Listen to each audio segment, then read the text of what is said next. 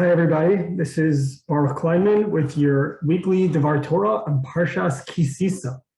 This is an action-packed parsha. There's a lot going on, and I know many people like to focus on the beginning of the parsha or the part of the parsha that pertains to the Ma'aseh Egel, but I wanted to focus on a part of the parsha that doesn't get nearly as much airtime, and that is the end of the parsha. At the end of the parsha, we find that Moshe Rabbeinu comes down from Har Sinai with the second set of luchos, and his face is lit. There's a lot of different commentaries as to what caused Moshe Rabbeinu's face to light up like this. Klal Yisrael was afraid of approaching him. He seemed to have some angelic look. What was it? So ostensibly, you think somebody who maybe went up to Har Sinai to learn directly with Hashem, some of that light and beauty that extends from the Ribbono Shel Olam Kaviyachol might have rubbed off on him. That's a simple explanation. A more direct explanation could be the fact that we know that the date that Moshe Rabbeinu came down from Har Sinai was actually Yom Kippur. And the light which shone from him was the light of tshuva. It was the fact that HaKadosh Baruch Hu gave us this incredible present where we could actually turn back time and repair mistakes that we've made. Klal Yisrael at this point made the Egel. It seemed to be a real egregious offense to the Ribbono Shel Olam, and HaKadosh Baruch Hu forgave them and gave us a second pair of luchos, second set of tablets. I wanted to maybe focus on a little bit of a different approach, and that is more on what Moshe Rabbeinu actually did.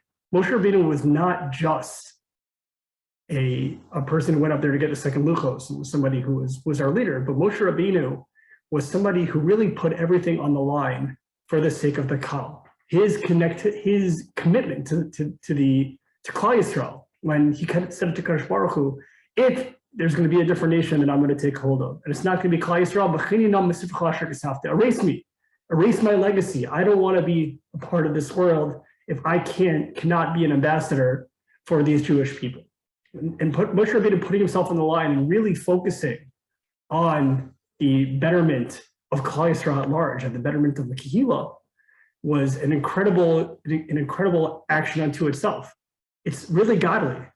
Our nature is to focus on our own needs, for people to put their own lives at stake, to put their own interests at stake for the sake of a greater good, for the sake of Klal Yisrael, and for the sake of community.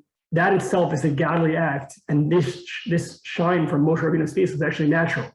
It is the result of people acting more like God. The more you act like God, the more your image is in B'Tselem Elokim.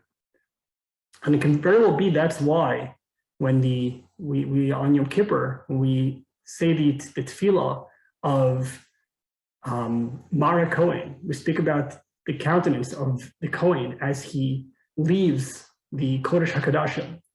And you would think about it and you say, maybe it's just because of the fact that there's atonement, that there's tshuva, and that might have caused the Kohen Gadol to look godly.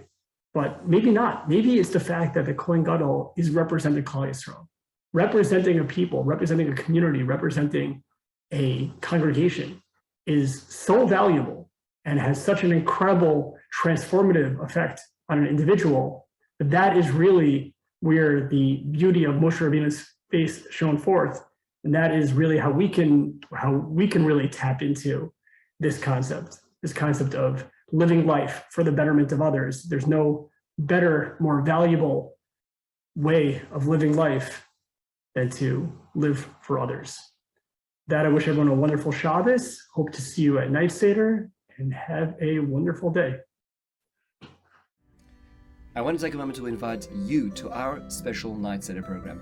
Our Aaron and Leah Night Seder program has been endowed to our shul, bringing in outstanding young Talmidei Chachamim to our shul every Monday to Thursday from 8:30 to 9:45 every night of the week, in order to give you the opportunity not just to listen to Shirim, but to do your own learning. That means to say you choose, even if it be half an hour a week, you say, I would really like to learn X. I would really like to learn more about Y, and I want to come in. You can find a chevrusa. You'll be assigned your own chevrusa to work through it at your pace, at your level. That's what Night Seder is about. We're shifting from receiving shirim of Torah to learning Torah ourselves. Please join us for our Aaron and Leah Night Seder program. Looking forward to seeing you there shortly.